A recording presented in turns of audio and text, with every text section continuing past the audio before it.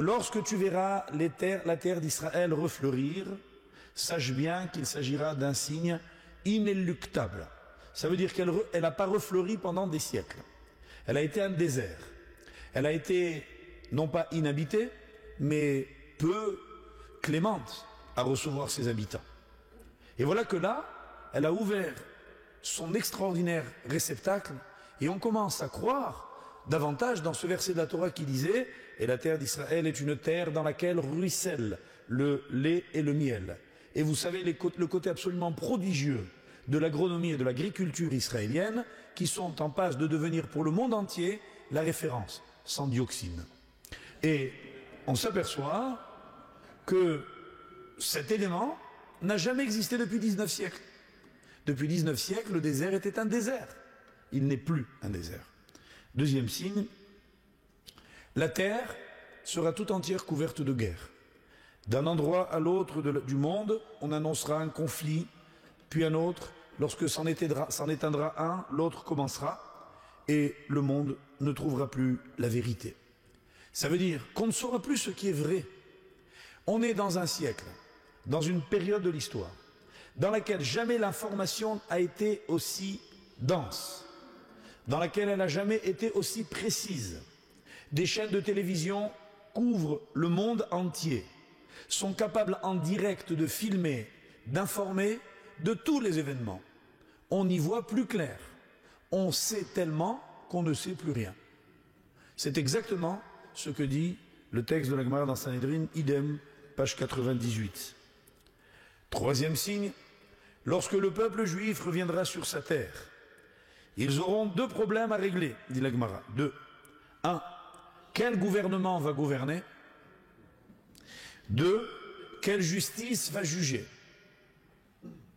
Ça veut dire que l'instauration d'une juridiction toraïque sera l'un des problèmes de la fin des temps. Précis. Ça veut dire que la Gemara donne avec précision. Elle dit, on verra des dirigeants peu scrupuleux des principes de la Torah et peu enclins à les faire respecter. On verra une justice absolument pas basée sur les critères de la Torah, qui provoquera bien évidemment une réaction du peuple, lequel s'interrogera sur ce qui est bien pour lui.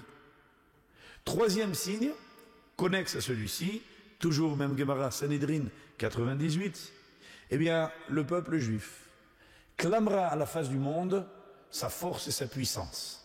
Ce sera le thème de l'invincibilité, dit la Gemara. L'orgueil d'Israël. L'orgueil d'Israël qui reviendra, on l'avait oublié. Ça faisait 2000 ans qu'on n'en parlait plus, on en reparlera. Hélas, et heureusement pour ceux qui espèrent la venue du Messie, il finira. Les Juifs douteront d'eux-mêmes. Ils diront au fond, on n'est pas si fort que ça. Paradoxe du monde d'aujourd'hui, Israël gagne une guerre, puis deux, puis trois, puis quatre, puis cinq, et se trouve d'une extraordinaire faiblesse. Alors qu'ils pensaient avoir l'armée la plus puissante du monde, ils s'aperçoivent que cette armée opérationnelle, une armée qui a fait ses preuves, extrêmement bien organisée, mobile, capable de relever le défi d'armées beaucoup plus puissantes qu'elle, ne peut pas faire la paix dans son territoire. Étrange. C'est ce que disait la Gemara Sanhedrin, page 98. Sixième signe, triste à dire, mais hélas, facile à constater, les sages d'Israël seront méprisés. Les Chachamim n'occuperont pas leur place. On dira, mais les rabbins, c'est quoi? On dira, mais pourquoi cette hégémonie des rabbins? Et on tentera de les rabaisser, de les occulter, de les ignorer, de les mépriser. Et ce monde, qui sera une véritable souffrance pour ceux qui respectent la Torah, qui connaissent la valeur des maîtres, sera ressenti comme un signe ultime de cette venue. Septième signe, et vous me direz si vous ne le constatez pas tous les jours, la terre donnera ses fruits, mais la vie sera chère. Qu'est-ce que ça veut dire? Ça veut dire que dans l'histoire de l'humanité, pendant des millénaires, on a observé une règle. C'est la raréfaction des produits qui provoquait l'augmentation des prix. Ce qui est rare est cher. Aujourd'hui, dites-moi, vous savez ce qu'on fait des poulets? On les jette. Des œufs, on les casse. Du beurre, on le fait fondre. Du blé, on le distribue. La terre manque. Si les hommes meurent de faim, vous croyez que c'est parce qu'il n'y a pas de quoi manger? Il n'y a jamais eu autant de quoi manger. Des trésors de provisions croulent partout. Et la vie est chère. Ça veut dire que ce n'est pas l'économie qu'on a connue, mais une nouvelle économie. Les données de l'économie changeront à la fin des temps, dira le Talmud. La vigne donnera ses fruits, mais on n'arrivera pas à les consommer. Ça veut dire qu'on sera dans l'incapacité de jouir ce que l'on possède. Voilà, effectivement, selon les économistes modernes, une véritable révolution. Elle est en marche. 8e signe, on assistera à un conflit des générations comme il n'y en aura jamais eu. Il y a toujours eu dans toutes les générations la querelle des anciens et des modernes. Les fils contre les pères, les vieux qui ne supportent pas les jeunes et les jeunes qui méprisent les vieux. C'est vieux comme le monde. Mais qu'est-ce qui s'est passé dans notre génération, en France, il y a 30 ans? Le refus de toute autorité. Ça veut dire qu'il n'y a plus rien qui existe. On casse tout. On a voulu dire non, il n'y a pas de raison. Il n'y a pas de raison qu'il y ait des maîtres et des élèves, des chefs et puis des exécutants. Qu'il y ait des règles qu'on n'a pas choisies, ni Dieu ni maître. Et cette révolution, qui bien évidemment a étouffé dans l'œuf, a été étouffée dans l'œuf, voulait être cette façon de percevoir le monde comme étant un monde insupportable par la génération qui vient. C'était une génération de fractures. On assistait à une véritable génération de fractures qui est en train de s'achever. 9e signe, la Guémara dit les chefs ressembleront aux chiens. Ce qui ne veut pas dire que tous les hommes politiques que vous connaissez, malgré les efforts de certaines émissions de télévision pour les rendre un peu plus cocasses qu'ils ne le sont, auront des museaux. Mais ça veut dire qu'ils ressembleront aux chiens. Qu'est-ce que ça veut dire qu'ils ressembleront aux chiens? Grand maître Rav Israël Salanter, qui a vécu au 19e siècle en Allemagne, disait: que font les chiens?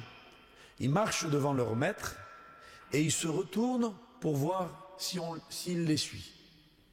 En fait, qui commande, le maître ou le chien? Le chien marche devant, il croit commander, mais c'est le maître qui commande puisque le chien le regarde. Ce Rav disait, il y a un siècle, à l'époque où la télévision n'existait pas, ni les radios, ni les sondages, qu'un jour viendra où les gouvernants, pour gouverner, se tourneront vers le peuple en lui disant où il faut que j'aille. Quelle est la principale préoccupation des gouvernants d'aujourd'hui, qui qu'ils soient? Gouverner selon le désir du peuple. Opérer des sondages pour savoir comment orienter la politique. Finalement, qu'est-ce que veut le peuple? Eh bien, on va le faire. On marche devant, mais c'est lui qui commande. On se retourne pour voir où il est. Sachez que ce monde qui existe depuis plusieurs millénaires n'a pas connu de génération comme celle-là. Il n'y a jamais eu dans le monde, avec tous les efforts de ce que l'on appelle la démocratie. N'allez pas croire que la Torah est contre la démocratie. Je m'opposerai avec force à cette affirmation. Mais je voudrais juste que vous compreniez que la limite de la démocratie, c'est que l'homme, le peuple, le roi, le chef, le président, ne sait plus où il va. C'est exactement ce à quoi on assiste. Quel est aujourd'hui l'homme politique qui a une vision des choses et il propose aux gens de le suivre. Viendra qui voudra, mais au moins il le dit. Regardez qu'est-ce que c'est que le monde de la Torah. Est-ce que vous croyez que les Chachamim ont fait des sondages? Est-ce qu'on vous a envoyé un texte en vous disant êtes-vous pour ou contre le Shabbat? Ça existe dans certaines communautés américaines. Il y a des communautés américaines, par exemple, qui font maintenant le Shabbat dimanche. Ça vient de sortir. Ça arrange les gens. Ou bien certains veulent le faire que le vendredi soir. On part en week-end. Après, comprenez, c'est quand même gênant d'attendre le samedi matin pour sortir la Torah. Est-ce qu'on ne pourrait pas s'arranger pour? Mais disons, en dehors des communautés dites réformées, que l'on voit ici ou là aux États-Unis, et encore en voie d'extinction, me semble-t-il, d'ici quelques années, vous vous rappellerez de ce cours, eh bien, que font les maîtres de Torah partout? Ils disent aux Juifs, voilà, la Torah c'est ça. Vous voulez, Baruch haba, vous êtes le bienvenu. Vous voulez pas, à bientôt. Mais je vous attends. Vous avez votre place. Personne ne l'occupera en votre absence. À ceux qui viennent de temps en temps au cours du lundi, je voudrais dire que quand ils sont pas là, on leur garde la place. Ça veut dire c'est clair que votre place est là. Vous venez ou pas l'occuper dans la Torah, mais c'est votre place. La Torah, on ne vous la prend pas, elle vous attend. Elle ne se fait pas à vous, elle veut qu'un jour vous veniez vers elle. Et en fait, c'est